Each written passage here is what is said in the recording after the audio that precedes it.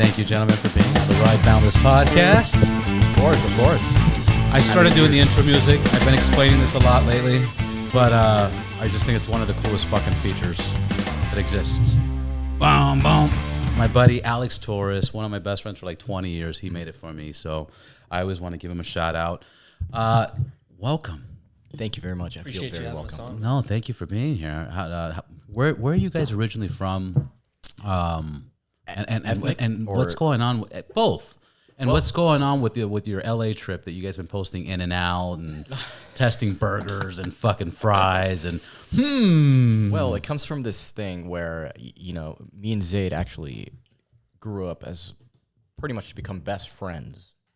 We both are Middle Eastern. He's Jordanian. I am full Palestinian, both my parents. Very nice. Born in Fountain Valley, California, actually. We reside in Corona, California. That's where the 2 a.m. podcast actually takes place. Corona. 6th Street, baby. But yeah. That's right.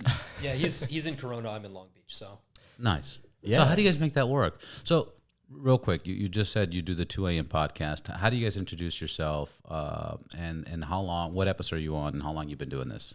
Well, the 2 a.m. podcast actually started in the early beginnings of COVID-19.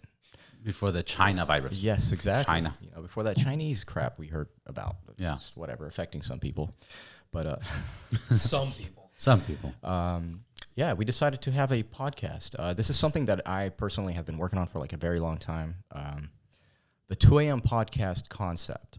Every time I've ever finished a hangout at 5 a.m., 4 a.m., the type of person I was I always took something out of that conversation with my homies.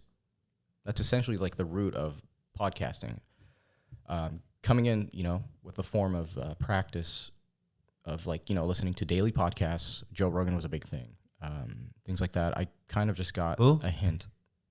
Joe Rogan, you heard? I think so. It sounds Might familiar. bring something Continue. up. I'll Google him He after. calls this. himself an experience. I don't know. Oh, that's you know. weird. Yeah, it's crazy. But, you know, we caught up and we were like, we can do this. I think that we are unique enough to kind of just, you know, formulate thoughts, shower thoughts, whatever they may be, and just kind of expand on them with 1, 2, 3 people, whatever you need. And I kind of just saw Zaid as perfect fitting because we can always have civil discourse. I disagree with half the things he has to say sometimes. Yeah. Yeah, I still remember the moment we started it. We went to Panini Cafe. Have you ever been? Panini Cafe. The one right here on Ventura? There should be one here. There's that. Oh no, that one. Yeah, I mean there is a Panini Cafe, but yeah, I think it's called something Tazakian something. Anyways, continue. Yeah, basically we got together as a trio. Logan, who actually left the podcast later on, we got together and just realized that it was something that made sense, right? Mm-hmm. We talked about certain things, certain subjects on our own, and it only makes sense to, you know, create a podcast and ultimately just be consistent with it. Yeah. Because we know we could create something. And consistent. I come from a background of like cinematography, video production. So I was always Which like, was going to be my next question. Yeah. yeah, the guerrilla filmmaking type of thing. You know, you kind of have your own one rig with a bunch of lenses and you go out and shoot whatever it is, weddings, engagement videos, personal lifestyle. I got in touch with models, you know, like you do all these kinds of things until you're suddenly into music videos. And I realized that after doing it for so long, there was this part that I hated about it, and I was starting to hate the whole craft. Podcasting, because it took place during the night, it kind of helped me. Podcasting is like a group therapy session, in a sense. Yeah. I agree with that. So it helps you kind of balance out your day thoughts. So it helped me really shift my inner philosophy of why I like filmmaking to begin with. And I should expand more on filmmaking, not so much a business. I should be doing something else for business. Yeah. Yeah, and it's kind of like I just saw the 2 a.m. podcast just helping me be a better person for the people, if that makes sense. Yeah, it's being a voice and sharing and having ideas. I tell people I love doing this because the fact that I get to have people like you sitting here and I can kindly ask you to, you know, shut your phone off, you know, put that fucker on silence and have a conversation. It's an experience that you just don't have in today's society. Absolutely. I just told you, Alex, that made the music. He's a great friend of mine, but funny story is that for 20 fucking years we've known each other. We meet up every 3 to 6 months. Yo, what's up? What's up? Hey, what's going on? Hey, nothing much. Hey, how's your mom? My mom's good. So, hi. Okay, cool. Hey, bro, we should do something. Yeah, we should do something. Why don't we fucking next time we meet, we'll do something. Okay, let's do something. Yeah. 6 months later, same conversation. And we've been doing this for 20 fucking years. One day he came over and he's like, hey, bro, what podcast equipment do you have?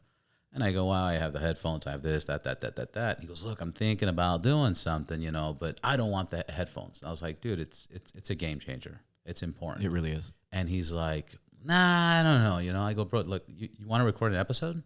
He goes, all right. We recorded a 2.5-hour episode. We had one of the most deepest conversations we've ever had in 20 fucking years, just because of the setup. And this focus. And the thing is that we live in such a fast-paced life that people don't appreciate these moments. Or to do this outside of a podcast almost seems impossible, if not impossible. Mm-hmm. Yeah. So yeah, that makes all the fucking sense. It truly does. I feel like whenever you see a problem in society, the environment, whatever it is, these are signs that people are screaming for help, in a sense. Right? Yeah. And we don't tell people what to do, essentially, because that's the wrong form of thing, right? There's a reason why a lot of people hate religion. Right. People back away from it. It's because it's just brought up in this form of good, bad. It's never like, there's no storytelling involved. It's all judgmental. It's all judgmental. It's just like, look at that guy. It's comparison. It's a lot of things. And, look up any religion in the world and it tells you, don't judge. Right. But judge. Yeah, but judge, though. Judge. Yeah. Judge this, judge that. Don't do that, don't do this, or otherwise you will be judged. Mm-hmm. But you should judge others. Yeah, because don't taxes. Judge. Yeah, because taxes, just crazy. Yeah, the thing I wrestle with right now is that we push a lot of short-form content, but we want to transition people into the long-form content. Like, if we have a 2.5-hour episode, we want people to listen to that. I just think it's so tough within the society where it's all just clickbait, short-form, 2-second attention spans. So that's the thing I think we both wrestle with. Even with, like, my own personal life, I have a phone addiction. I have a serious phone addiction. Yeah. So, but I'm doing it in order to move the needle in other areas. So that's something that's always... Yeah, one thing that I started seeing about that phone addiction that I was falling into is... I want to say it was Andrew Tate. I think he said it, but he was saying something along the lines, or somebody was saying something along the lines is, you have two people using the phone. You have content creators and you have people just consuming, content. Mm-hmm. And, don't be a consumer, be a creator. And that's where I was like, oh, I get that. Fucking done. So that helped me a lot where I'm kind of like off it. Like if I'm on it, I'm posting. The other thing is that's been helping me out, especially for fitness wise, is the only place I watch TikTok is on a Stairmaster. Really? Oh, dude, I'll knock out 30 minutes. I've knocked out 60 minutes just because I'm watching. What? That's fucking crazy. And the thing turns off, and I'm like, oh, shit. Because, bro, come on. How many times do you sit on TikTok at night and fucking, like, you're like an hour and a half, 2 hours? I had somebody on the podcast, Bagger Society, Irving, and he says, bro, I was one time on TikTok so long that I got a notification from TikTok saying you should probably take a break. And I was like, I've never heard of anybody say that. That's a real thing? I was like, how long were you on? He's like, dude, long. I go, like, how long? He goes, like, 5-6 hours. And I got a notification. And this guy works full time, and he has a YouTube channel, but he was stuck like that. I was like, I'm just in pure shock. Bro, that's insane. But it's easy to fall into. That's the thing. It's easy. So that's what I'm saying. If you get onto like a bicycle, an exercise machine or a elliptical or, whatever, a fucking, my favorite thing is the fucking Stairmaster. Yeah. Dude, time flies. Yeah. Time flies. And you're just cover the clock. I promise you'll do 20, 30 minutes, no problem. I'm going to try that, actually. I really hate the Stairmaster. And then, oh yeah, it's terrible. It's fucking, it's one of the hardest ones. Yeah, so keeping your brain in check is just one of the toughest things for that. So you just hop off. I'm like, I'm going to go bench. Yeah, exactly. Exactly. Yeah, but podcasting is just so fucking thing. But what do you guys think about how competitive it is? Do you think it's ridiculously competitive, or you know what? There's so many people in the world anyways that it doesn't even matter. I'll tell you this. I've thought about it a lot, and you go through like imposter syndrome a lot because you're like, it's too saturated, and then you're like, no, but not enough people listen yet. I know the community's small, still, you know. Seeing how many podcasts just haven't posted episodes in a while that I used to follow, just up and quit. And I'm like, okay, doesn't seem like it's growing. You might have new startups, but I don't see it growing. And now it's becoming this thing where it's just, there's a lot of potential. And I think podcasting goes beyond the topics. I think it goes past that, and it's more about the environment, the voices, the type of guests you have on, the aura or the vibe. You know, it's all about that. It's hearing the room. How do you set up your audio? Things like that. So I don't know if you know this, but we set up our mixer so that you can really hear the room. And how did I do that? The way I shift Zaid, I'm going to have his vocals kind of come in from where he's realistically sitting in the camera frame. That makes sense. Right. So, and then I'll compress his voice to his voice, and I'll compress my voice to my voice. I'm not going to use the same settings for everybody. So it's just like little details. And then people throw in comments like, I really want to respond to you guys in the episode, you know? And I'm like, well, I kind of wanted that, you know? I want you to feel like you're sitting there. Yeah. And really joining us. And I think that's the whole point of a podcast. Because if you're chasing success, you most likely do not have time to be hanging out with loved ones, or for that matter, just people that you care about or like to hang out with. So you seek other ways of fitting in kind of like that same nurture with the limited time you have. So you listen to podcasts. And if you find the right podcasts, you will find the right people. Right. Yeah. Kind of thing. You know what I mean? I've never approached it from the standpoint of like competing with others. It's always been competing with ourselves. Yeah. I come from a No, that's a great. I respect that. That's awesome. And I'm sorry for cutting you off. But my question was more towards like how do you see this market? You know, like from when you guys started to when you're doing it now, continuing. How do you see it? You know, because some people are saying it's fucking saturated. Some people are saying exactly what you're saying, where it's like there's a, what do you call it? Elephant graveyards full of fucking podcasts right now. There's times that I'm thinking like, what the fuck am I doing? This makes no fucking sense, man. And then you hear stuff like, well, China's starting to get into podcasts. And you're like, oh, that sounds very racist. I like that. Why are you laughing, bro? I don't think the majority of big investors are into podcasting as of yet. So I think there's still a lot of opportunity. We're starting to see a lot of progress within that area, but this is the bet that we made with each other. It's like, we're going to keep going until that point, it really hits like a full inflection point. Yeah. So it's just on our end, it's just the consistency. We want to make sure that we create something and become good enough at it to the point where we can take advantage of any opportunity that's available. Right. Easily, I think some of my best work, or the work that's been recognized, has been things that I've done just for myself. Yeah. Interesting.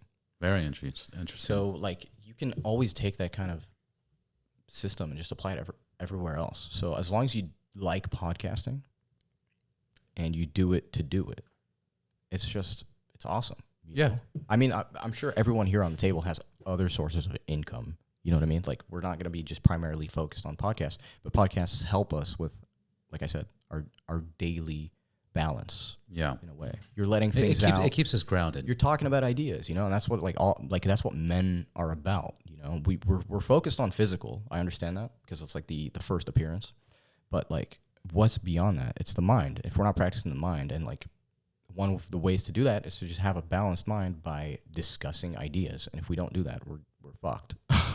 Yeah. That's an excellent point. I wonder what would be the percentage of because you're right, we're very physical. We're very like pick up rock, smash dinosaur. We didn't exist during the dinosaurs. I'm kidding, but Equal like rights, equal fights. Yeah, fucking, you know, let's box fight, you know, whatever, survival. I get you. But we are now at a place where it's like you do need that mental feed, education, audible book, podcast, stimulation. Like, we fucking need that. I want to know how much more it is now compared to like men back in the days, like in the 50s, 60s, 70s. Yeah. Which is weird too, because back then they didn't fucking talk about anything. It was like hold your feelings, you fucking pussy. You know. Now it's like talk. Now it's like if you, I don't know, it's too extreme, but it's different. I mean, I also believe in like being up to date with the times. Being a man back then is not really the same as today. I mean, we're not really fighting a war per se by force right now. So right, we're chilling.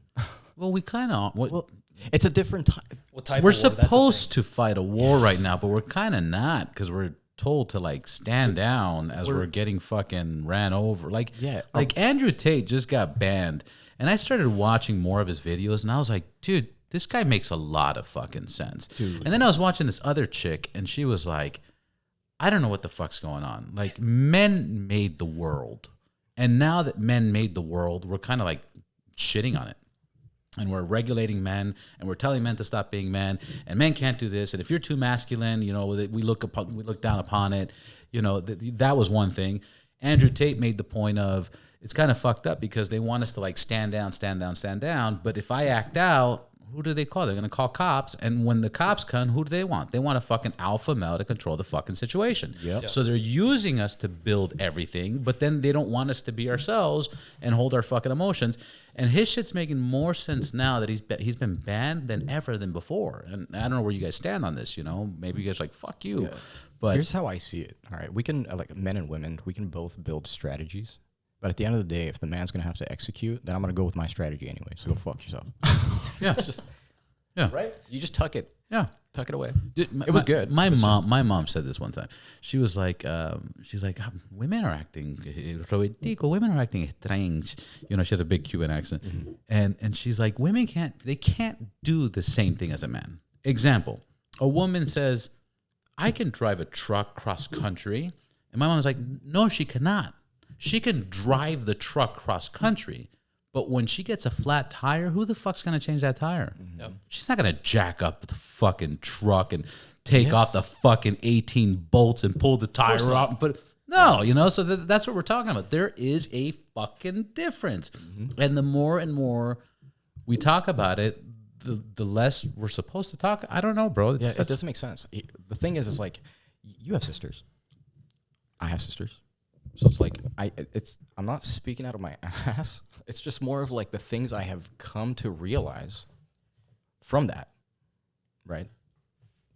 Nothing new here. But we all know ourselves. If you get hit with the harsh truth, you're going to most likely defend yourself.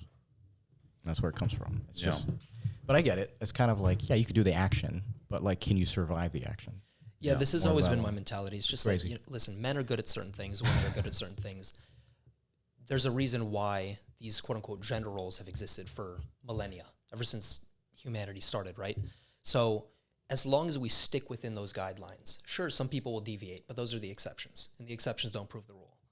I think it's mostly about viewing both of the genders as just complementary. Right. Because if we constantly butt heads and have this war with each other, nothing's going to get fucking accomplished. Right. What do you think is the true issue? Like the real thing that's causing this, we can call it a war on men and women, or war on men, whatever you want to call it. And it's, what do you truly think is causing that? And I feel like it's more younger people that are generating this kind of rowdiness, because truly people that are chasing success or, trying to stay busy, they truly don't have time to even do that. I'm just trying to pursue someone, trying to pursue something because I am a pursuant. I'm not going to sit here and just social media my life and then talk about men don't do this, women don't do that. It's kind of like, well, those are trolls. Nobody cares about the trolls. Yes. Like, fuck them. But I feel like it's just also media attention is on such a younger crowd that it feels like they are just the older generation, but they're not. Yeah. You get me? There's just no lens on the older people right now. The only thing if you flip the opposite of that, you'll just hear Elon all day. Yeah. Elon didn't do this. Elon pulled out. Elon. Yeah, there's. I think there's some government aspect of it. I've said this many times, but the government's always trying to divide us. All right, Christian, Jew, 90210 versus 91604, 818 versus 213, blue versus red, Democrat versus Republican, fucking L.A. County versus L.A. City. Like they try to divide us so much. In America, as soon as you turn 18, move the fuck out of your house. Why? Like, what the fuck? Like, what? It's not better to support your family and do that? Yeah. No, move that. We have this thing, the public school system. You put a child in public school, you have no say on how you raise your kid now. This kid's being raised that if your mom speaks back to you, your dad speaks back to you, call the cops. They'll pull them out. Yeah. Wives are told or women are told if your husband touches you, fucking leave his ass. Don't try to work it out no, just leave his ass. Call the cops. We'll take him away. We'll put you on Section 8. We'll give you food stamps. We'll support you. So there is a master plan of dividing us, because if they divide us, they can't, there's no threat. They can control us a lot easier. Where imagine if we were all brothers, I'm talking about all of LA, and somebody fucked with my neighborhood, and who's fucked with your neighborhood? And all the neighbors gathered together like, hey, fuck you. You can't fuck. This is our neighborhood. This is a strong force. That's a strong force. Yeah. But if you look at everything, we're so fucking divided. And I'm talking about like, dude, look what happened. I'll tell you something hilarious right now. You guys just walked in. I was like, fuck, they're wearing black shirts. I'm wearing a fucking green tie-dye shirt. Let me change my shirt. Because I was like, brothers, Yeah. So, but how stupid is that? But that's being a dude. That's like at your natural core. You're just being a dude like that. You be excited like that. And that's it's missing. We're just like, no, you got to be fucking this and that. But then it's fucked up because we're being attacked, because the other half that I think to the question is I don't want to sound like a nagger or a fucking like, it's not fair, but it's just so fucking weird that if I work out and I'm feeling good and strong and I'm like, I'm feeling good and strong, it's funny because I get the vibes. Maybe I'm reading it wrong, but I get vibes where like, women are like, look at this fucking, this there's definitely that. There's that. But if I was wearing a fucking pink glitter shirt and it was like, hey, I fucking finished working out, rooted. Yeah. Let's get ice cream. High five, Equality. Same thing. If I get like a big monster truck and fucking off-road tires and fucking, a crazy suspension and put rifles on it, stickers on it, people are going to be like, this motherfucker's crazy. Yeah, fucking Trump.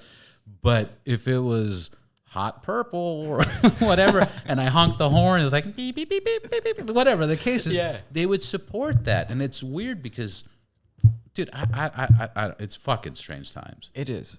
Yesterday, I'm going to say one more thing. Maybe I shouldn't even say this, but I was at Trader Joe's yesterday.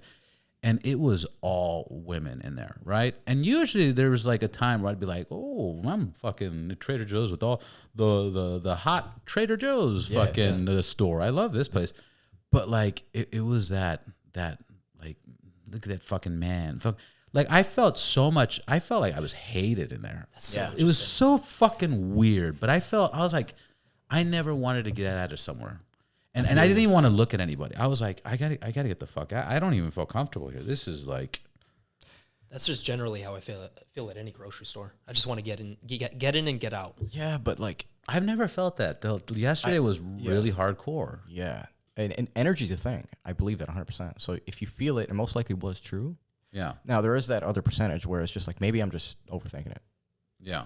You get me? And there's that too. There's that too. But like the fact that I sense it sometimes, it's kind of creepy. Like it's just, and it's a little overboard, a little too much. I think it's a little overboard, but I had that feeling yesterday where I was like, I'm not even gonna look at nobody because this is like one of those fucking places, like you fucking pig, like what the fuck? Like I'm just being a man shopping. Yeah, what exactly? I'm just being a man shopping, but like I was like, I'm dude, literally, I was like, like I swear, it felt so bad that I was like, if there was. Like, if there was a major flood that randomly happened in Studio City, I wouldn't help anybody. I wouldn't help.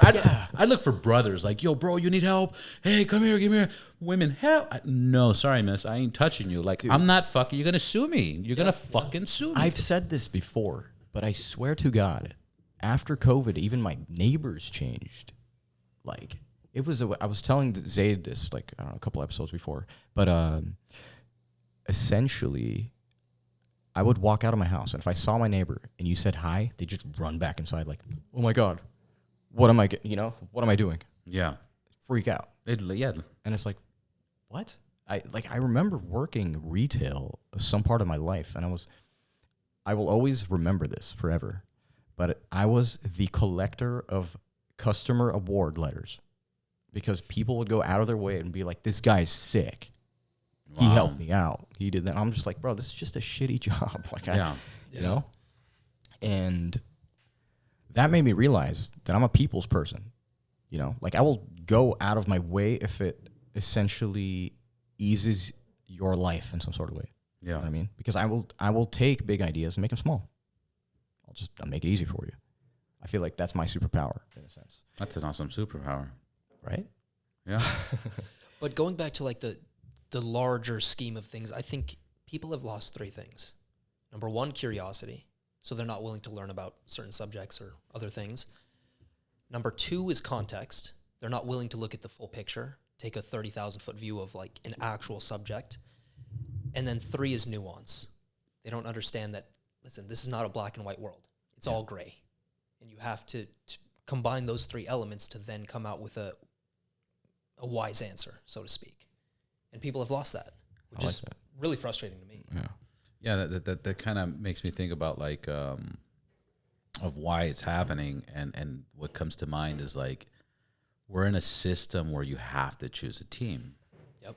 And that's the problem. You have to choose a team. It's not, you know, it's you have guns, Trump. You know, you don't like guns, non-Trump. You see the mailboxes, fuckers. And I don't know why this is going off because this is on silent.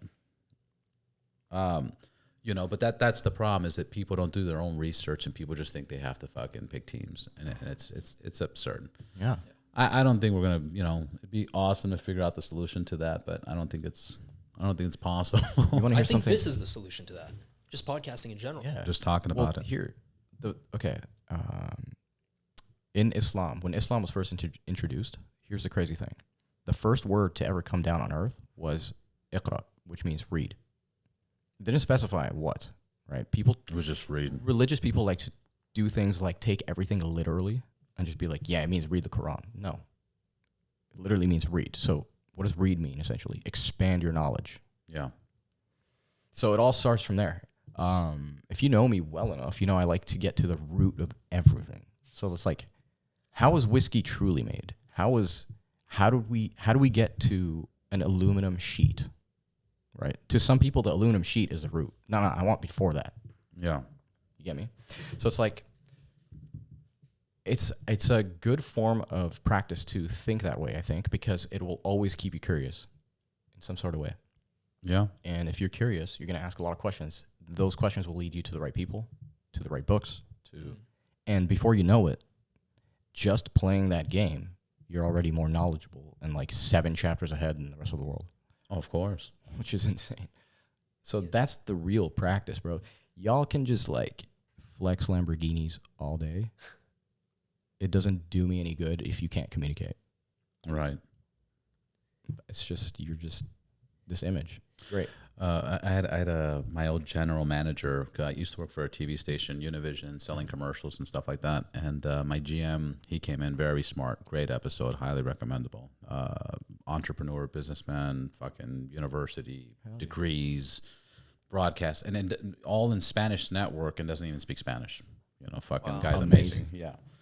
But he had this communication story that I love, which was there's a guy in front of his house, and he's trying to move a very large refrigerator. So he's like kind of pushing and leaning and no luck, you know? Yeah. And this random dude's walking, and he's seeing him struggle. He's like, hey, bro, can I help you move the refrigerator? He goes, I'd greatly appreciate it. So one guy gets on one side, the other guy gets on the other side. They do a 3-2-1 count, 3-2-1. They lift up, push. They can't budge it, drop it, okay? They do a 3-2-1 count. Do this 2-3 times, they can't fucking budget. And the guy on the street says, dude, there's no way we're getting this into your house. And the other guy's like, into my house? I'm trying to get it out of my house. So they were pushing against each other, right? Wow. Communication. Yeah. There you go. That's his communication. Communication. It's that simple. You're both able. That's a really good example. I like that. Dude, especially in intimate relationships, that's a huge one. Mm-hmm. Like when you live with somebody or you share your most intimate experiences with, you have to talk about a lot of things, even when it's uncomfortable, especially when it's uncomfortable. Mm-hmm. And I just think that's, and that's what it is. And what does that shift into? Uncomfortable is it translates. But that one's a little different because let me just pull this up. Well, do you think that everyone would have their own philosophy on that? Have you guys read this? Oh, it's one of my favorite books, man. Zaid has. Yeah. I recommend that book to every guy. Oh, 100%. The Way of the Superior Man. Like that fucking book is like, it's interesting because there's things of like, if your wife asks you for something, understand she doesn't want you to do that thing. And as a superior man, you should know she doesn't want you to do that thing. And by doing that thing, you think you're doing the nice thing, but that's being weak. She's just going to be disappointed that you did that. So the point of the book is like, there is a code, like if you're, I just finished a chapter right now, and it literally said, if you're frustrated with your significant other and you're like, bitch, how come you don't just fucking tell me what you want? Why didn't you just say that? And why are you saying other things instead of that? It's you're a weak man. Yeah. If you can't divide that difference, you're a weak man in the sense of we have to become superior and understand this mind game. And it's a test. And they do it, unconsciously. They're just like, oh, yeah, go out with your friends. If you don't go out with your friends, if you go out with your friends, there's going to be a little bit more respect. She's going to be pissed, but there's going to be a little bit more respect. But at the same time, she's saying, don't go out with your friends. But then if you don't do it because she said, go with your friends, and she meant not to do it. You didn't resist. You didn't resist. You obeyed. It's what they call a shit test. Boom. Yeah, only obey to God. Damn right, motherfuckers. Damn. Yeah, I think the whole reason behind it is I think the woman in that scenario is just testing the man to see how strong he is, right. See whether he has boundaries, whether he has a good character, and like you said, it's implicit. Like it's always subconscious, and that's a big one men need to understand because a lot of guys do not understand that. Yeah, it's crazy. Yeah, no, and like, dude, I'm looking into it, and I've been in a long-term relationship, and I'm like, oh, fucking failed that one, failed that. Fuck, when like haven't we all? It's a great book. It's a great book. Going back to your guys' podcast, I'm a solo show, as you can see. How is it? You guys started with 3. How is it working with 2? Does it accommodate? And how do you do this being in Corona and in Long Beach? Because that's a good, 45-minute drive? It's a decent drive. It's like about an hour. And then your studio's in Corona, so you got to get your guests to Corona? So at the moment, we're actually transitioning. So we did have a studio in Fullerton. Yeah. So that commute for him was solid. It was like 20 minutes back for me and him.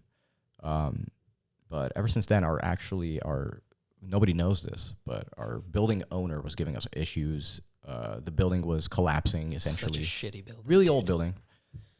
Did the job for a while, so we kind of just held off on the guests. We're going to be moving in quite soon, within the next 2 months, to a new place. But right now we're at my parents' old master bedroom upstairs that I converted. I don't think you could say master bedroom anymore. Damn, I'm Yeah, watch out, honestly. How dare you, bro? What So the? I'm sorry. kidding. You can say whatever I'm the fuck you so- want, but So Yeah, dude, it's the Ride Boundless podcast. yeah, God, bro. yeah, be damn it. boundless. No, Anyway, yeah, but a buddy of mine that does all the real estate around here, he's like, we can't use that as a terminology for fucking post or real estate or listings. Really? Yeah. It's unbelievable. but I know there's other terms in real estate where you're allowed to say that. Okay, correct me if I'm wrong. I don't know if you know this, but if a neighborhood is dominantly black, there's a code word for that house in real estate. Like if it's being Really? sold. Yeah, I forgot what it was. Yeah, I know what you're saying. Like yellow flag, like it had like a weird zoning thing Yeah, where but it wasn't just black. It was like Hispanics or But any Yeah. considered minority group. Exactly. In no, that neighborhood? but there was one I specifically remember in the law book. But I I took think a that picture of was this 'cause I old was- school. Oh yeah, No, it is an old school thing, but it's still being used till this day for some reason, at least in the book. yeah. So that kind of surprised me. Something I didn't know. I'm sure there's so much stupid things, but the Yeah. big, you see, the thing is the trolls pick on the easy stuff, you know. So a term from a book on real estate from, you know, the 70s or 60s or 50s, they're like, they don't get into that. But when like they're looking at their house and I want to get a new apartment, this is the master bedroom. God forbid. I'm suing you and blah blah blah. Like it's so fucking stupid, dude. Immediately. It's so stupid. But I'm sorry. So so you guys were your parents' master bedroom. Yeah, so they gladly let us use it in the meantime. So I converted the whole thing. That's and awesome. pretty much nobody can tell. You know? Nobody can. If my fans are here, nobody can tell, huh? Yeah. But yeah. So from there, Yeah, but in terms of making it work, I mean, I just make the drive. I have no problem with No, it. so the drive, you just make it, no problem. Guest, usually you guys figure it out. How is it working? You know, Together? Yeah, together. Do Yeah. you guys see yourself pushing each other a lot? so yeah, since I am more of the creative person, I kind of shift things around a lot, and I'll get like his opinion for some things, you know, because I like to run it by him too, because he still is my partner, obviously. He gives me full control pretty much for creativity. Yeah, because that's what you do. You're good at it. Yeah, he's like, I trust it. I don't care. He just looks at it as a whole. yeah. For him, I would kind of just be like, yo, what do you think of this draft I'm writing up? And he'd be like, let me look at it. Boom, switches it up for you. And now it's like social media fitting or whatever it is. So Zaid's helping me a lot with writing. He's helping me a lot with social media. He's helping me a lot with like kind of like scheduling. So you guys what's the- accommodate each other. Yeah, we do. So he's It's doing actually more the of the perfect marketing, blend. and it's actually the perfect plug because we're just like this. I feel like I'm one whole person. When Right. if Zaid is there or not, I'm one whole person. And it's just like when Zaid is there, it's just more like he's the power bank, and now we're just unstoppable. Like, I'll give you an example. We will record an episode, and we always post clips, especially right after the episode. So he'll pump out the editing, he'll put them on a drive, and then once those are uploaded to the drive, I will take them and distribute them to every platform. Yeah, so you should see it. Immediately. It's pretty sick. Like I literally just finish AirPods, Done. move the shit. And that's our system. Yeah, It works. Good to go. 4 clips right there. Yeah. Boom. That's fucking awesome. Yeah, I mean, I've spent my whole life actually just like perfecting editing to the point where it's just like, dude, you can burst out so much in a day and people won't even complain about the quality or the edit or anything. People will say phenomenal edit, if anything. That was hilarious. Took me 3 minutes. That's fucking To some amazing. people, it'll just be like, I mean, mine is the rendering time, obviously, but like, Right. The rendering times Yeah. what always gets you. you get me, like, you're quick on your fingers, you're like more in tune with the timeline, you know? It's just, you know, everything about the suite. It's just, it's perfect. And yeah, I feel like me and Zaid are doing a good job in terms of like how fast we can get things out. Yeah. Yeah. Yeah. You're almost to episode 100. What do you think your biggest struggle is with your own setup here? If you have one. It's definitely a lot easier than when I started. Because when I started, I had somebody helping me out, and they were doing all the designs. So if you look at the first few posts, they're fucking super clean and sick and beautiful. Mm-hmm. Then it got really sloppy, and that was me trying to figure it out. And now I feel confident of my system. Yeah. Same thing, my edits. I used to hate it. I think I was calculating roughly, like, it was taking me like 9 hours an episode to get a hold of a person, bring them in, clear all the SD cards, do the backgrounds, do the lighting, host it, talk about it, Yeah. fucking pull out the SD cards, fucking, you know, downloading everything, editing it, It's a lot of transfer. rendering, From transporting thought it, to finished product. social media, post, marketing, tags, description. Fuck, like it's. I'm doing what you both are doing. Yeah. but you know, all in one.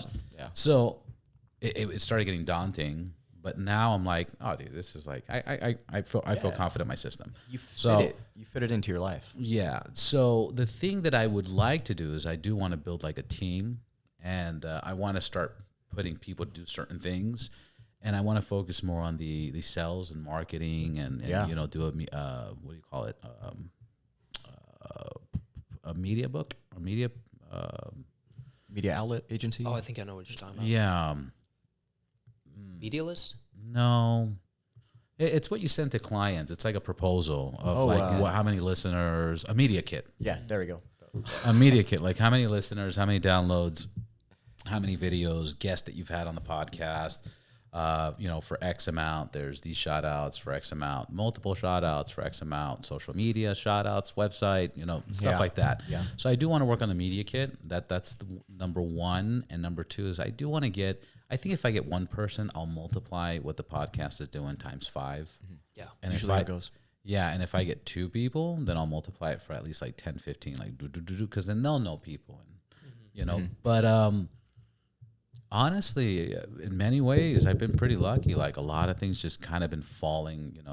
I love that. That's why I say, like, if you just do the good for the sake of you enjoying it, good will happen, and it's only good. You know It's what I mean? only like good. I've seen like your list of guests, and they're all incredible. There wasn't one where I was like, nah. Yeah. Like even the cooking one with Amira. Yeah, I listened to like 30 minutes of that. Yeah, she's fucking cool, man. It was sick. Like, All interesting cats. That's yeah. So every person was interesting in their own way, and you're riding boundless, bro.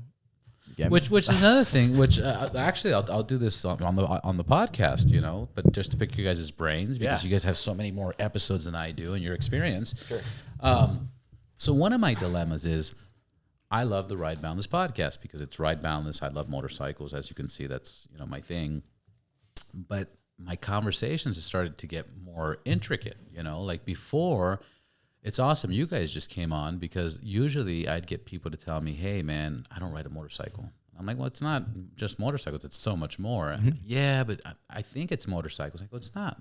So I've had two kinds of people. I have had people that didn't want to be on this because they thought it was just motorcycles or about motorcycles and they didn't do any riding.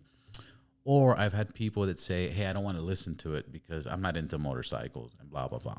So then I was like, I better change it. So my LLC is Live Boundless. Oh, And I was like, maybe I could switch it to Live Boundless. And I did switch it to Live Boundless for like 2-3 episodes.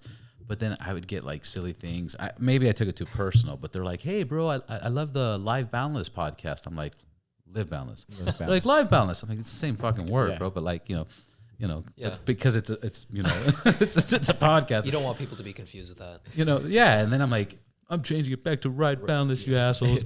it was doing better. It was doing better. It sounded cooler, But now I'm back to like, do I go back to Live Boundless? Because Live Boundless is pretty much fucking anything.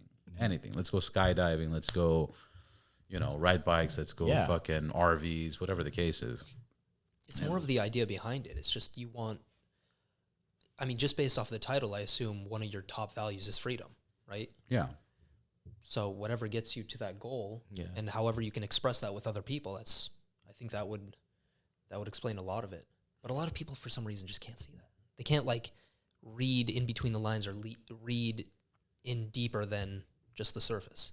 Yeah. Which is frustrating. And it's funny because I come to you telling you this issue, right? But as you're explaining it, I'm like, fuck them. How about that? Like, fuck them. Because like, it's not an issue. Because the number one thing that prevents people from getting anything done is yourself. We're always like, oh, if I don't have the right mic and if I don't have the right lens and if I don't have the right equipment, I'm not going to do it. And we create these excuses for ourselves. And we do this so much that we're like, fuck, time's just continuously going, which we were talking before the podcast. And if we continue this, like, it's not like if we don't do it, we're going to stop time and time's going to wait for us. If we don't do it, the time's going to pass and we're just going to have that regret. Yeah. And when you're complicating it on what people think or don't think, that becomes a fucking problem. Yeah. So thank you for answering my question with somehow it your worked out. silly response. No, I'm kidding. Fuck those people is the point. Asshole. Yeah. But yeah, there's something resonating these days, and like Andrew Tate did something, and this goes past like who Andrew Tate is. But what Andrew Tate did and the amount of clout he was able to get from this very short amount of time, listening to his words past like the whole like stuff, like the actual like him, it's like you're sitting with an old school wise guy that has figured it out. He's seeing it and he's warning you. That's all it is. And like I just wanted that to be heard on the air because he's misinterpreted, I think, by the 100%. majority. And it's so easy to do it with him. Yeah. But this goes beyond, like, I feel like in our direct life, anyone that's listening to this is going to be thinking about their day right now, probably. You know, they're going to be thinking about, like, this traffic that they're in or the walk that they're on right now. But, like, if we expand and see the world for the world rather than just the United States of America, look at what the good people are doing, look at what the bad people are doing, and you know who to follow, essentially. I mean, even health guidelines, my man, are insane. Like, the amount of things that we have approved here blows my mind. Like, I don't know how we're not just walking cancer sticks at this point. Yeah. But, like, even down to the water, bro, I don't know. I can complain so much about that. But, like, traveling. We all travel. I tell people to travel all the time because it unlocks you. You are jailbroken as a human if you do that. Most of the problems we see, I'm just taking this out of today's podcast here. Most of the things we see today are nothing but lack of education. It's And a decline. experience. And experience. And experience and exploring and curiosity. And I think the highest form of education is experience. It's to see with your own, right? So that's why you get an engineer. But I think that's the problem, which I was talking about earlier, that I didn't get too entailed with. But I think that's where all this stuff's coming from. It's government trying to control us. It's government trying to limit us. So much so that I've said this on the podcast before, 70+% of Americans never been to the beach. That's actually crazy. I know one of them. I know one person. I was like, yo, you down to go to the beach? He's like, I've never been. 70%. And I'm like, dude. Of Americans have never been to the beach. That's insane. Check this one out. More than 60, I think it was 64%. I don't know exactly, but it was like 64% of people in East LA have never been to the beach. I used to live in Santa Cruz. You guys know where Santa Cruz is? Central Coast. Okay, 90 miles south of San Francisco. I knew multiple people that never been to San Francisco. It's an hour and a half ride. Never been in San Francisco. What do you think that is? It's control. It's here's credit card debt, and here's your car payment, and here's your fucking job, and show up, and don't travel, don't go over your mileage because your insurance is gonna go up, and it's this fear that they create around us to not know. You're in worry because you have things that don't belong to you. You're so in worry. You are literally, your life that is handed to you by your car, your house, whatever, you don't own yet. That's what people don't understand. What's funny is me and Zaid were talking about this on the ride here. But I was telling him I admire my uncles so much because they live in a country where there is no credit utilization. You don't have a credit score. You don't have any of that stuff. Everything you do is cash. That's all they believe in. So what do? They work their ass off, make Their whatever cash. amounts of money, and they can drive whatever the hell they want. So if they are driving that stuff, that means more to me than my neighbor getting an M4. Right. You get me? Because he worked his ass off. He paid that shit off. Like, the way they think and the amount of pressure they put on themselves comes nowhere close to the average American, in my eyes. What's interesting is I've been to UAE, Qatar, Dubai, and Abu Dhabi and stuff. Well, Abu Dhabi, Dubai, so the same thing. In Qatar, they call the people that move to Qatar and start working there, they call them expats, if I remember correctly. So the expats that live there, if they get into any debt, that's it. They can't even leave the country. If you write a check, if you start using credit cards, if you get loans, store loans or something like that, and you're not paid off, and your mom has an emergency back home, and you want to fly out to visit her, you can't. You cannot. That's what we call slavery. Pretty, yeah. Yeah, it's prison. Yeah. It's literally and same thing. A job is slavery. I think again, Andrew Tate said it. He goes, back then the slaves had shelter and food. Now, they have a little bit of freedom, but, we just give them enough money to buy shelter and food, so you're still a fucking slave. And by silence. Yeah. And by silence, and you're convinced you're doing it, which I'll add the other point of, there was an article that it was like the top 10 things that people regret on the dying bed when they're laying in their dying bed, their last few days. And number one was, I didn't fucking quit my job. I wish I would have quit my job sooner. because people get stuck in there for so long. Yeah. Number two was number two or number one. It was number two or number one, and then the other one was I didn't say to the people in my life I love them enough. There was to my wife, to my kids, to my parents. I didn't tell them I love them. Those were the two biggest regrets that stood out from that fucking top 10. That's crazy. Out of everything in your life, I wish I should have quit. I should have quit. That's tragic, man, because you just get like, how people always talk about how 40 years just flew by. Yeah. That's how. You spend all of your time in a job that you don't like. You're frustrated. You come home frustrated. If you have kids, it's even more obligation. And then to make matters even worse, you sit down on a couch every single night and just get this propaganda fed to your mind all day. It's like, okay, you can see how that happens very easily. oh my God. So I'm talking to my mom, and I go, Mommy, like, why does time, why does it feel like it flies so much? She goes, it's very simple. I go, what? She goes, we sleep 1/3 of our life. Wow. And I was like, whoa. Nobody thinks about Bro, it. dude, Yeah. we sleep 1/3 of our life, 8 hours, right? You sleep, supposedly, let's just say it's an average 8 hours. Yeah. That means in fucking 60 years, you slept for 20 fucking years? What the fuck? That's crazy. That's crazy. No thoughts even come up. It just leaves a blank space. Bro, and when she said it so casual, I was like, what?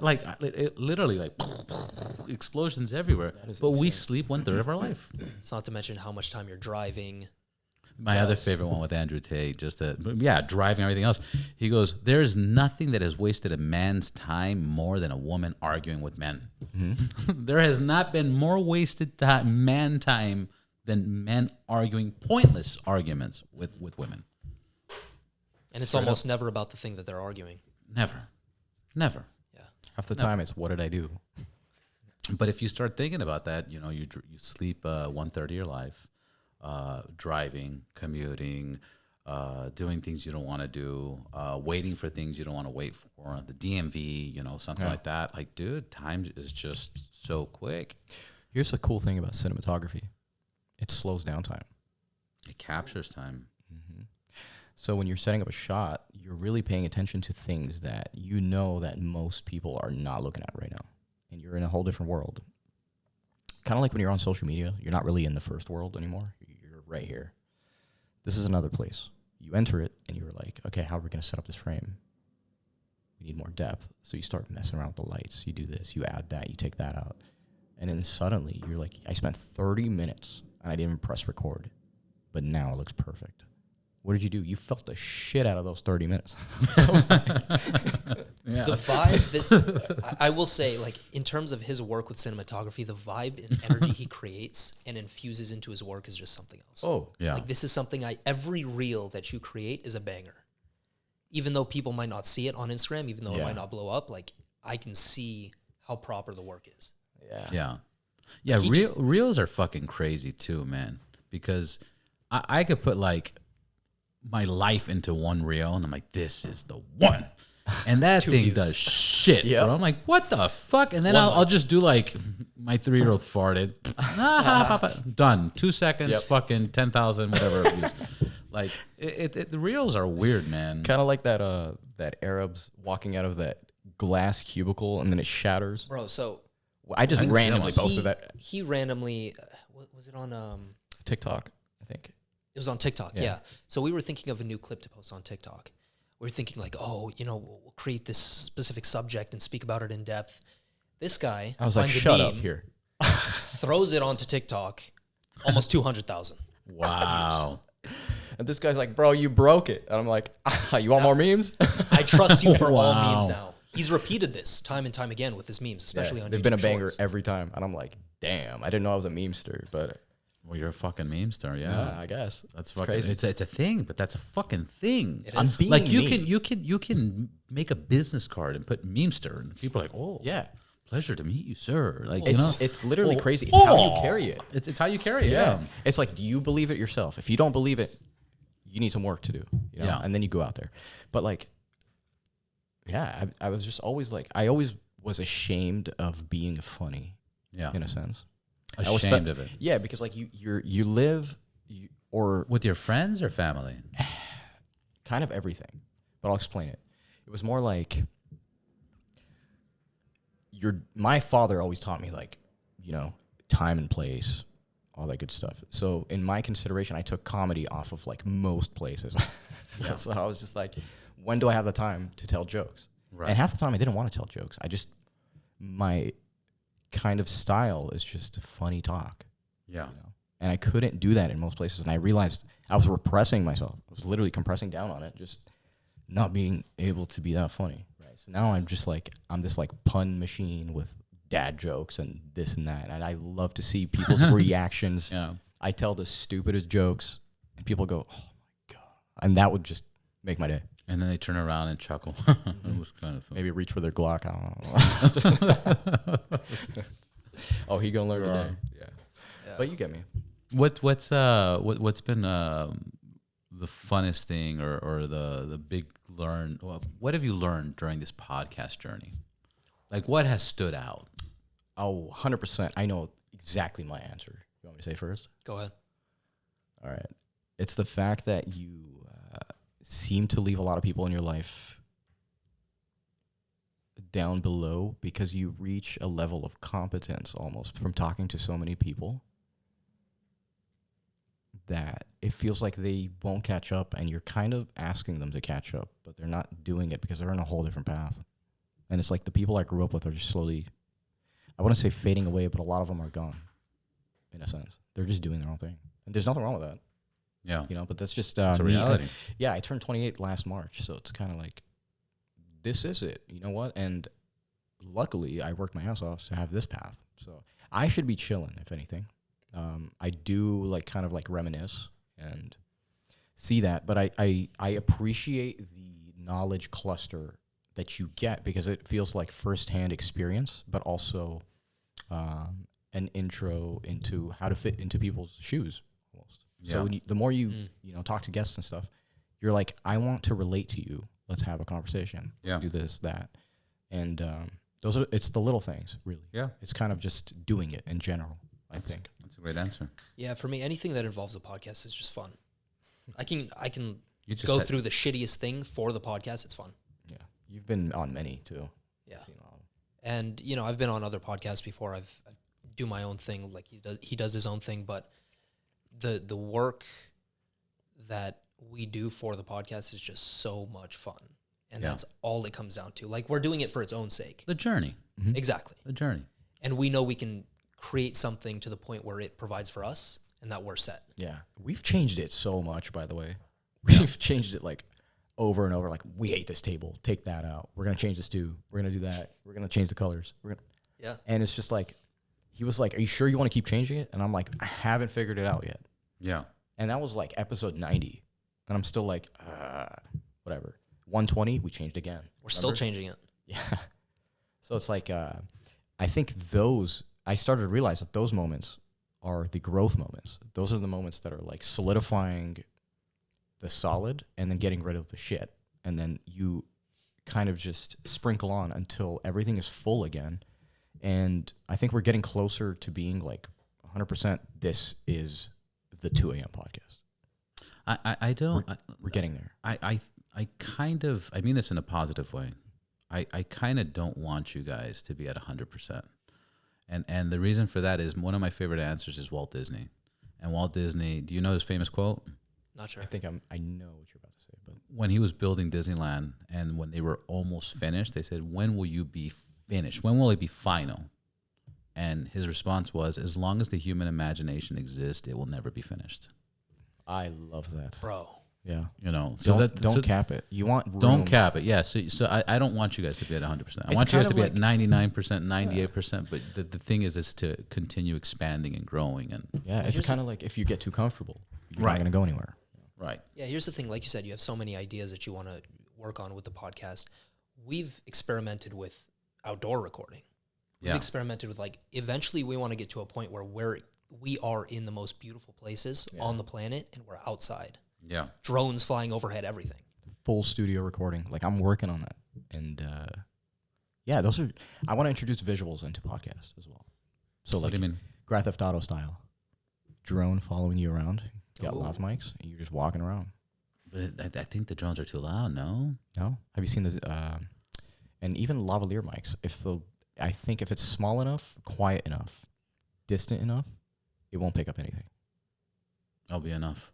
Mm-hmm. That'll be enough. And I'm down. Like I feel like I just want to like experiment with these things. And the fact that I have these ideas, I'm like, I love that I'm taking it and like experimenting with it in podcasting, not really just like filmmaking or whatever. Yeah. And yeah, I like let's hop on something new. You know what I Yeah, mean? because it Why informs not? everything else in your life. Yeah, It's gonna help something somewhere. So why not? exactly. Yeah, I've done. The first few episodes, I was traveling. I was going to people. You know, Very sick. I'd put it fucking in that Pelican right there, and I'd strap that Pelican to my motorcycle. And on a Hell yeah. motorcycle, I'd take all the fucking mics and cameras badass. and fucking just. And it was fucking pretty badass. I enjoyed it. You know, fucking get out, set everything up, and Yeah. fucking. It's how you want to do it. It's the journey. It's what you were saying. Exactly. It's like the that. journey, and the consequence of the journey is the experience and outgrowing people. You're just like, Yeah. I don't know, bro. You know, I have a question for you. Now, you know about flow state. Do you not? no. We did an episode on flow state. So We did an episode on flow state, but flow state is the in and out action, I guess, of extreme focus. It's when you focus on something extremely to the point where you almost go through like tunnel vision. This is the only important task right now, and you flow through it. Everything goes seamlessly. One good example of it would be, I think sports has really good examples. Like Zaid, for example. What's a good flow state moment for you? it's basically when everything falls away. You your ego basically is gone, and it's only like it's uninterrupted focus on what you're actually doing. So time falls away. You know, hours can be compressed into seconds. Yeah. You know, It feels expanded like into hours. I've experienced this, but I just want to understand what you mean by flow state. What happened in flow state? Time disappears, or you're being super productive, or you're being super productive and time disappears. Like all of the above. It could be all of the above. So Because I've done drives. Like I used to have this job where every weekend I'd be at a different spot, and I'd drive 5 hours here, 5 hours there, 5 hours here, 5 hours there. But there'd be moments where I was like It's amazing. done, and then I'd be like, what the Whoa. fuck? Yeah. And it was always weird because it's like I was not even conscious, and then it's like cop, fuck, better slow down. Like I you wasn't see even that? paying attention, but I saw the cop and I knew to slow down, and then I'm like, oh wow, 2 hours. it's like you and time are separated. Right. I swear to God. So that's what you mean? Yeah. It's like that. So Yeah. that can apply to a lot of things, actually. That can apply to, like, if you're editing. If you're editing a lot, you're going to be sitting there for 4 hours. You can hit it to the point where even outside noise is not apparent anymore. Yeah. You're in your whole world, and all your focus is going through that. Now, there's a lot of people that try to teach you how to, like, go in and out of flow state very easily so you can be productive all the time. Right. There's many like methods to do it, but the reason why I was gonna ask you if you have, because have you tried like pursuing bringing that flow back, like on purpose? Does that make sense? Like let's just say you have a task to do tomorrow, Yeah. and you want 100% focus. You feel like your brain's not really leveled yet, whatever. Do you have the means or the knowledge or strength to get to that point? To be like, I find that tune. No. Right now, I would say no. Right now, it's very difficult to find that thing, and then the reason for that is because it's I carry too much responsibility. Yeah. You know, so for example, for me to fall in this flow state, like in a podcast, I have had many conversations where I've lost time and gotten very detailed in conversations, and I'm like, fuck, that shit was intricate, right?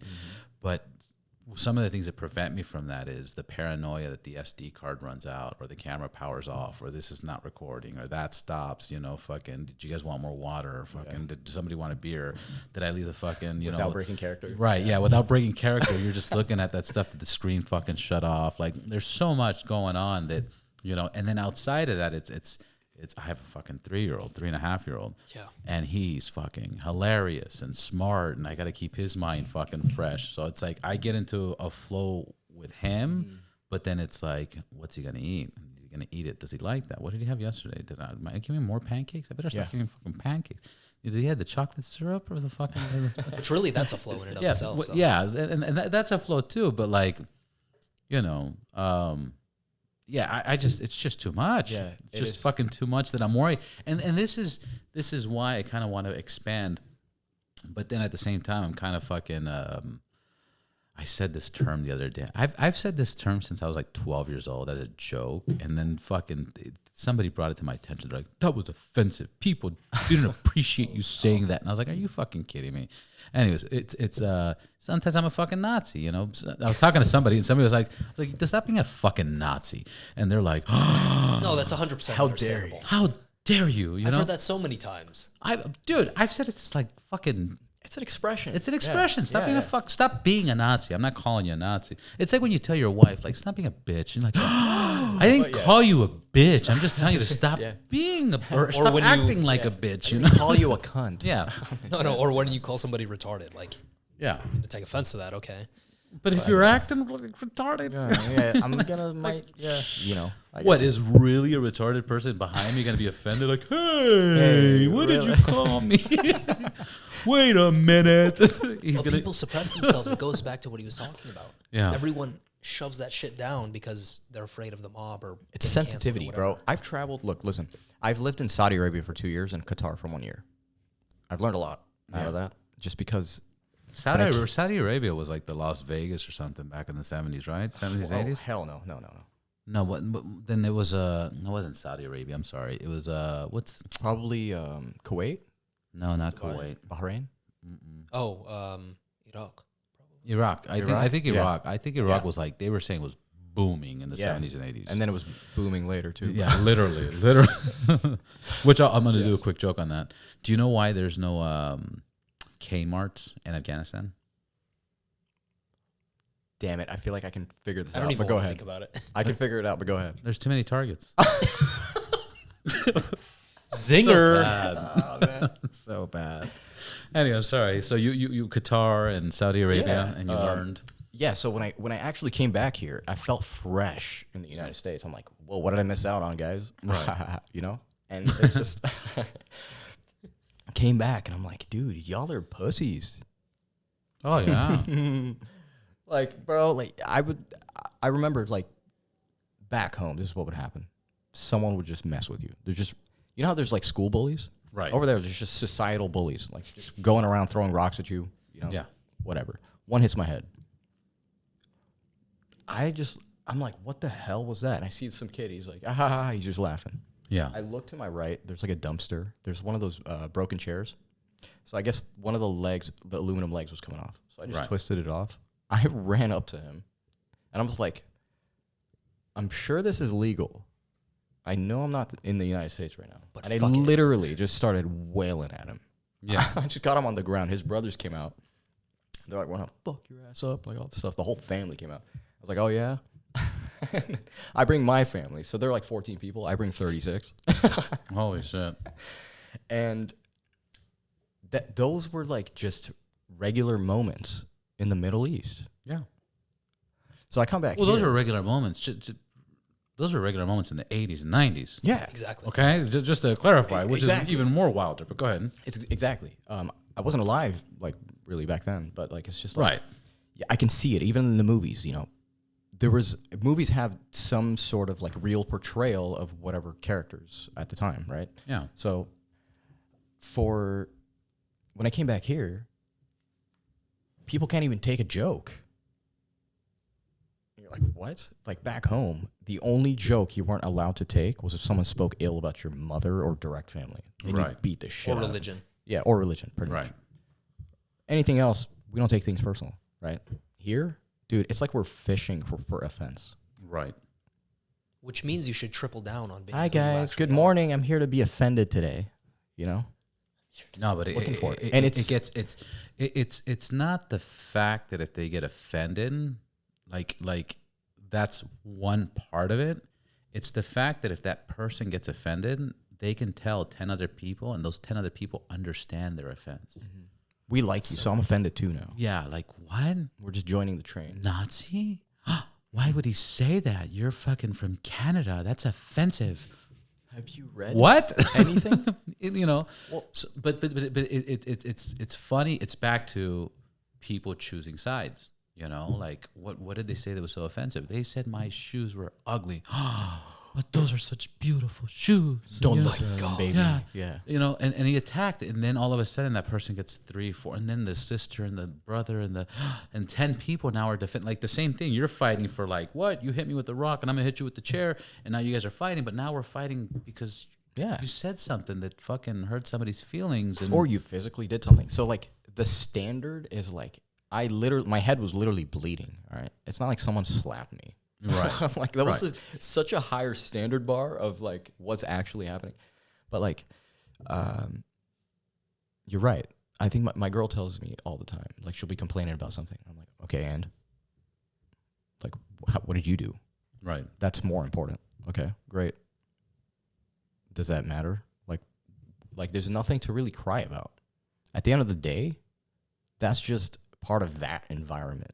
Once you exit that environment, do not take it personally with you home. Like, why are you packing it to go? You know what I mean? And it's just how you're right. It all goes back to government. It's just how we are raised. We're raised to be very individualistic. I think especially the past decade. It's me, me, me. And what's so funny, my cousin pointed this out. I met up with him in Turkey last year, and he was telling me, he's like, bro, y'all Americans have like some weird shit. And I'm like, you Americans, what are you talking about? I'm Palestinian, bro. But yeah, sure, I got an American citizen. And he's like, listen, like anytime you guys want to like do something from the heart, or you know, just be generous or some sort, why does it have to be like, here, take my car? Why can't it just be a car? Why can't it just be like, here, you have a car? Oh, I have my car that you can borrow. Yeah, my mom says this shit. And he's like, listen to your words. And I'm like, you're absolutely right. This is deeper than surface level. Yeah. And it's me, me, me. My mom says that. My mom says, fucking English is so ridiculous. Yeah. Because, you know, you go like, and I'll try to do that with her, you know. She'll be like, so I was with my friend Stephanie, and then later on we went to the store, and then she fell. And I'm like, who fell? Stephanie, I told you. I go, well, you should say that, you know, you went to the store, and after the store, Stephanie and you were stood together, and she fell. She's like, shut up. Like, shut the fuck up. Like, what are you saying? Like, why are we? I already told you in the beginning of the fucking story that I was with her. Yeah. Like, you can't assume that. Well, what if somebody else came? Was the employee of the store? You know. But that's how Americans are. Like, we're so like it's a report. Like, you got to report to the government, or it's like a statement. You know. And then, you know, fucking I walked in at 3:33. Like, it's ridiculous. Let me count my adjectives. So I get what he's saying with that, because I've heard that many times. Yeah, and it pisses him off specifically because he's just like, that's so like, I get that you guys work hard. One more. Yeah. Because it's the same thing. Like, you go to this guy and you'll be like, oh, yes, I'm walking with this dude. And boom, bam, he fell to the floor. And like, and, you know, and he was hurt. And like, what was the boom, bam? Like, what do you mean? Boom, bam, bro. Like, you fucking, like, you know, there was a door and boom, ping, bang. And you get the guy that wasn't listening. He's like, what happened? What happened? Like, it was a 5-minute story. Yeah. Yeah, no, but Americans are like, what was boom and bow and bing? And how did it happen? Yeah. Where, like, it's so. Oh my God, is the dog okay? Right. That's another thing they complain about. It's like, you guys treat dogs better than. I think a lot of this I've said that all the time. Americans treat dogs, people treat dogs better than kids. Oh my God. I heard a joke the other day. Some guy got up on stage. It was by a comedian. And he was just like, this past summer has been very difficult. My father died. And ever since then. Yeah, I heard this. You know, he saw that, right? And he was just like, kept going on with his story. And at the very end, he's like, yeah. And then I had to bury my dog this weekend. And everyone's like, oh. And he's like, fuck you. Yeah. I told you my about my dad dad? died. And it was just crickets. Yeah. Yeah. So I get it. It's a very outside perspective. But in the moment, I think dogs are cute, bro. And I do think a lot of those symptoms manifest from just comfort. Yeah. We are just chronically comfortable. too much time. You could spend a month, even longer, Yeah. inside your house and not leave a single moment. Like, you could get food delivered, you could do your work, you could work remote, so forth, And I think that's a big problem because in these other countries, so-called third world countries, like they're just not as labor all comfortable day, as us. bro. Labor anything. It's a generalization, but for the most part, the U.S. is a very comfortable society. Very. Too comfortable. I was in Cuba, and we were in Varadero, and chilling in Varadero. Somebody screamed, "Shark, shark, shark, get out of the water." So all the tourists, shark, shark, shark. All the tourists run out. 4 Cubans run in, grab the shark by the tail, pull it out of the fucking water, and start stabbing it and killing it and fucking food. It's food for them. Bro, talk about is how gangster. fuck. Do you know how fucking crazy? What kind of shark was it? You're just it was probably like a 4 or 5 foot shark. It don't matter. I didn't ask. Still in the water with The it. element it lives in is it needs water. but they knew it was shallow enough they can grab it by the tail. And by the time they grab it by the tail and pull it out, it's not gonna. That's already. That just proves to me that they have the brain for it. They thought about it. They're like, oh, it's shallow enough to just Yeah, go of ahead. course. We do this all the time. Yeah. We've lived on an island our whole life. Oh, it's a you know, 4-footer. Yeah. We got it. It's amazing. And I made the racist joke with, well, not racist, but the Target Kmart joke. Yeah. So I got to do one on mine, right? On Cuba, right? Do you know Cuba's national anthem? No. Row, row, row. You're the one. That's fucked up, guys. You're the one telling What? But you guys are laughing. That like that. Oh my god. Because those are the funniest So now jokes. I balanced it, you know. So not racist, you know. No. That's hilarious. But yeah, we're super spoiled. We're super spoiled. And I'll bring up another fucking story that came up. I was going to Vegas, and as I'm driving there, it was 2 a.m. Hilarious. There it is. We're closing with this. We're closing. Yeah. 2 a.m. My wife and I were like, let's go to Vegas. All right, cool. So by 2 a.m. we were past Barstow, but before Baker. So that little no man's land right there. Or woman's, or they, or thy, or there, or cup. Sorry. No cup land, whatever. We're still going to get in trouble on this one, huh? Okay. We have a whole gay episode. Yeah? That's gay. Literally. So around 2 a.m., our front tire goes out, pop. And fucking, we're in that, no person thing line, whatever. And we call Audi, and Audi's going to send a fucking tow truck. And we're like, hey, do we have to be around the car if we can get a ride out of here? And they're like, no, just get safety. It's fucking late. If you can get a ride, perfect. So we start checking Uber. There's no fucking Uber between Barstow and Baker. No. So then we call a taxi company, and this girl answers, and she's like, oh, yeah, this is my aunt's phone, my aunt's company. And, she's sleeping right now, but I could pick you up and take you guys. I'll take you in my truck. And my wife and I are like, whatever. So this girl comes like 40 minutes later, 24, 25-year-old girl, American, dirty blonde hair, light skin, typical American girl, right? Mm-hmm. And she picks us up in this truck. Her story was so she was such a great person, but her story was kind of fucking crazy. And this is just to show you what's happening in America. Yeah. So we get in the truck. And the roof, the lining is like hanging. You know, like the old school trucks. Have you ever seen that? I think I have, yeah. Yeah. Anyways, this used to happen to like older cars. So the lining would just fall down, like the glue would just come off. I do remember that. And it's like a little bubble. Right. It's like a little bubble, and then like if you're sitting in the middle, it kind of like sits on your head like a sombrero. And so this was going on, right? And I'm like, what the fuck are we getting into? And she's like, we're like, where are you from? She's like, Barstow, born and raised. And I was like, oh, that's fucking crazy. Damn. And then she starts talking about, my mom died when she gave birth to me, and now my dad died because of COVID. He was older. And I was like, geez. And I go, have you ever been to L.A.? And she's like, nope, never been to L.A. And I'm like, wait a minute. You live in Barstow, which is 2 hours away tops, and you never been to LA? And she's like, nope, never been to LA. I've been once when I was 6, and I just remember it was so hectic. I got scared. I never wanted to go back there ever again. And I'm like, dude, there's people like this that exist, that everywhere, let alone what's going on outside of America. Mm-hmm. So anyways, my point would be is like, enjoy life, bro, and mind your own fucking business. How about that? That's very Travel. True. Maybe everyone will be happier. Travel. Unlock yourself. Jailbreak. Like I want to go to Yosemite soon. We have to make a Yosemite. And ask anyone here. You traveled? Oh yeah, I travel all the time. Went to Tahoe last year. Yeah. Oh, Tahoe. Wow. Heard it's nice. Have you seen So it? here's the thing. America's got so many beautiful places. It does. I mean, California is obviously the best. Duh. But there's a lot of beautiful shit to see in fucking America. Like a lot. There truly is. Too much, actually. But the world has a lot of shit to offer, man. The world's beautiful. It's the operation of it, I believe, on the other side. Yeah. Wonderful. Like the little cafes on the outside. Everything here is interior, if you really notice that. Interior? It's very... Here? Yeah. Interior sucks here, man. I know, but... Everything you walk into is But let's painted just- white. Yeah, that's true. Yeah, but like... Think of a bar, for example. Right.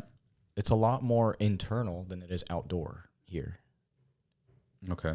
So if I go to like another coast in, I don't know, the coast of Turkey, like between where Greece is, Just everything's outside. everything's outside. Yeah. Like here, it's unheard of to hear of like a bar on the beach on the sand, Right. right? We don't have any of that stuff. So why don't I feel like a You've never been to tourist? Miami, huh?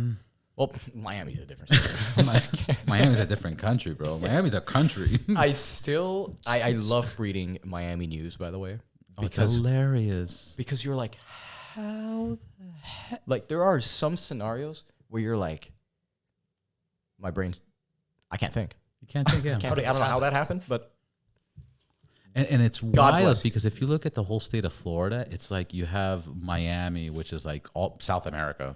I mean, it's South America. pretty You know, much, Like, yeah, like little Cuba. like almost. well, you have Little Cuba, you have Little Havana. That's a real thing. Like Glendale is the Armenians. Yep. You know. Oh, yeah. Puerto Rico is a lot of New York. It's New York, Puerto Rican, but there's a lot of mix. But you have Little Havana, and then after Little Havana, you have like all of South America. Like it's fucking like all of some Venezuela, Colombia, fucking everything, Honduras, Brazilian, Freaking wonderful. like so like it's a party place, but it creates a different problem, and that problem is in California, people are like, the Mexicans are coming over and they're taking our jobs. What jobs? What jobs are Mexicans taking? Straight up. What fucking cooking, cleaning, construction, all the jobs we don't want. Fucking Santa Cruz County and Monterey County, Central Coast, we produce, I think, 50% of the produce of the United States in the Central Coast. And when we have those droughts, that's why it's a big problem. Yeah. Who's working those fucking, picking that produce? Damn right, the Mexicans. Mexicans, you know? So not a big deal. You go to Florida, you have all of South America applying for jobs. And the problem is that they're salespeople, they're doctors, they're fucking lawyers, they're in real estate. So the job market out there is very competitive. Very competitive. But it's a whole different country. But there's everything's outdoors there. You're right. You know, so it just depends where you go, and that's what it is. I think parts of Texas, you know, Corpus Christi, I heard they have like cool bars and restaurants and Yeah. I feel like, well, for California to be such a touristy place, I do not feel like a tourist here. Like I've lived in other places where I'm able to be more of a tourist, and I feel like lately it's been kind of just been the opposite. Yeah. You get me? Like, Explain that. so why can't I be on the beach past 10 p.m.? Oh, here in I know. California? That's a rule I don't get. That pisses me off. Yeah. Sometimes I just have like some firewood that I just want to go out and just do. It's nature, bro. It's earth. This Right. is the way I look at the world. The fact that I can't do something like a free beach at 10 p.m. Yeah, that's retarded. Well, I get off work at 9. Retarded. It is retarded. It is. Yeah. Yeah. Anyway, we need to fix that, and it's just like going to like going to Tunis or going to like freaking Algeria or whatever. Just go to the Mediterranean Ocean, and you see that people are living, dude. 2 a.m. It's popping. Yep. Where? In the outskirts of the beach. There's no patrol cars telling you to like, yo, what are you doing? This, that. It's just let the people live. Yeah. In the cities, we will dominate as police force and whatever. But it's just like you could do things, and then opening up businesses like a lemonade stand on the beach. No one will tell you anything. Here, everything you got to pay Forget for. about it. Look So at much LA red tape. parking, bro. Yeah. LA parking has gotten way worse in price in the past 5 years. Yeah. Drastically. I remember paying for like $5 all day sometimes. And now it's reaching a point where it's like $60. Dude, I just got tacos yesterday from a taco truck. I got 4 fucking carne de res tacos and 3 carne asada tacos with the drink. $30. I was like, what the hell? Jesus. discouraging to do anything outside your home. Like you're just like, I want to breed, grow, and do everything at home now. And that's what COVID kind of did. It's home based. I started making my own fucking oat milk, shaken espresso fucking coffees because I was like, dude, these are like $7. Yeah. $8. There's a place right here called Alfred's. Yeah. They charge, you get 2 of them, it's $19. For fucking coffee? How much is a smoothie these days? Oh, have you been at Arrow One? Arrow One's terrible. Oh my god, dude, awful. they're so fucking expensive. It's so expensive. They have marinara sauce for like $22. God damn. Spaghetti marinara sauce. Very nice. They have they had a milk, an organic crazy milk that was like $18. And what's funny is that all of those products are like generally bullshit. Yeah. They're just terrible. Yeah. When you could just go like get a cheaper alternative that's service. actually more wholesome. Just like Yeah. It's like everyone being a photographer these days. It's so funny. Everybody's into photography. Everyone's a photographer. You know People why? are like, you should be a photographer. Like, Robert, we like your pictures. I was like, there's too many photographers. Like, I don't want to be that poser. Yeah. I don't Everybody's have that a experience. good photographer. There's no bad photographer really, unless you're taking shitty, blurry images. Yeah. But like cameras do the work for you nowadays. So it's like everyone's at a certain base level, and things aren't difficult to do anymore because everything's handed to you. So let's make them difficult again. So we got to find these little corners of like, yo, I got to do this differently, and that is what will make you more different. I think. I took a photography class in high school, and you know the teacher. The point was, you know, this is with film, and we had to develop and do the fucking dark box and put your film and put it in there and close it up, make sure it doesn't get Warm up exposed, the and chemicals. change your chemicals exactly. But I hated that process, and then after doing that process over and over and over and over and over again, it just became very easy. And then you started realizing the hardest part was taking a picture, because you'll do that process and you're like, fuck, man, I should have been a little bit more to the left, a little bit more to the right. I should have zoomed out, zoomed in. I should change my aperture, whatever the case is.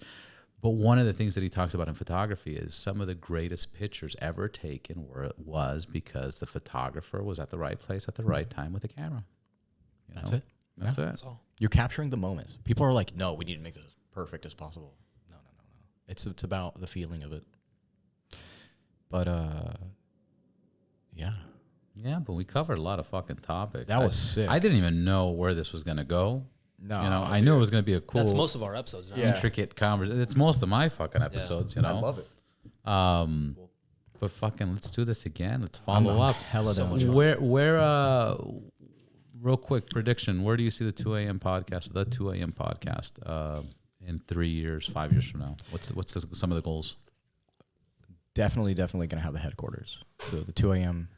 headquarters is going to be a thing. We're going to have probably like a showroom that I want to kind of light up like the Dark Knight from the movie. Yeah. Have you seen the movie? Yeah. Kind of that whole overhead lighting. I'm going to do some like epoxy resin on the floors and stuff like that. I want to open up a showroom / studios for like exotic cars and things like that to come in and just pop in, take some photos, hang out, do all kinds of things.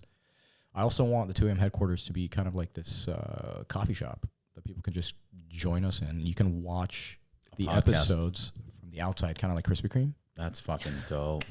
Yeah, That's I a want to good do that. one. That's kind of how I envision it. And That's dope. 3 years, I mean, just cool people, bro. You know, bring your bike. Oh, you got a Super 73 family? Come on in. You know, whatever the hell. Just cool shit. I want it to be like a creative house, pretty much. You know, people excited to be there That's awesome. and all that good stuff. Yeah, I can see it. It's going to happen. Don't know how long, but You share that same vision? yeah, definitely share the same vision. I mean, with metrics-wise, Porsche GT3s for sure. black Or is it just- or Nardo Gray, actually. Nardo Gray is the color. All right.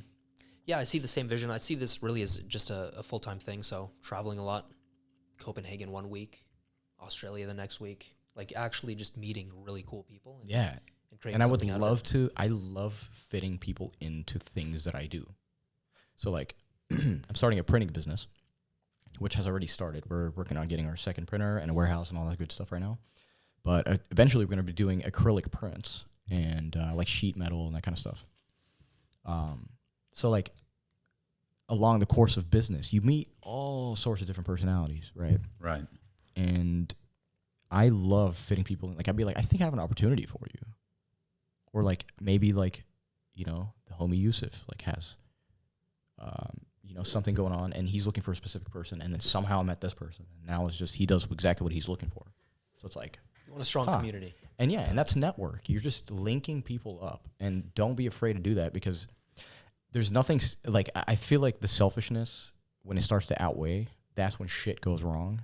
Yeah. Because you're not doing dark work for yourself to help others. You're just doing it for yourself to be arrogant, which is, you got to keep it going. You know what I mean? Right. And I love that. And I love that we met today. Like I said before, it's kind of like I released something into the air. I was paying attention to Robert. And I was just like, It just happened organically. it happened. Yeah. I was just like, that'd be sick. I think we should be on a podcast together. I swear to God, the next day he just hit me up. Yeah. You hit up, and I was on social media at that moment. I usually am not. That's the funny part. So I'm like, what the hell? But I was so excited I'm when just you gonna told handle me. this casually. Be like, yeah, for sure. Yeah, I've been waiting for it. Love it. It's badass. Yeah, What is it? And this is for myself. But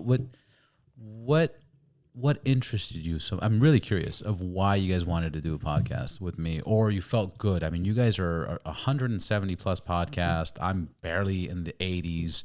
You guys have a bigger following. You guys like I'm fucking excited. You guys came here and like you guys are the big deal. Yeah, it's gentlemanly. But you guys are so passionate about, also being a guest here that it like, thank you, number one. Of course. And what is it like? It's honest to God. I know our quality is high in production and all that good stuff. And yours was the only one that kind of like stood out to us, where it was just like that impressed us. Either the lighting, the setup, the guests you had, the quality of audio and everything, and even the topics that you guys were discussing. And dude, Thank you're you, a man. character. And A lot of people are not characters. You're prepared. Like I was telling him, I was like, listen, because he's prepared.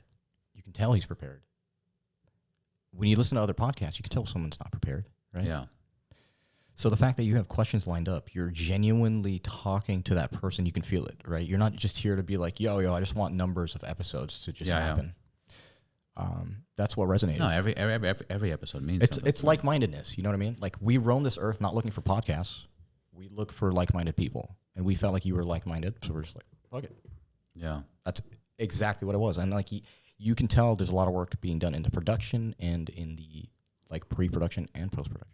So I got goosebumps, man. It means a lot. Thank you, course, guys. dude. Appreciate you. Thank you, guys. Hopefully we do this again. yeah, 100%. very We have soon. to have you on and as well. I would be honored. I'd be honored to be on your guys' podcast. Thank and you like I so said, much. I'll get you guys a copy of this. You guys can publish it. And thank you. Thank you very much. Absolutely. Appreciate you, man. Thank you. I appreciate you guys.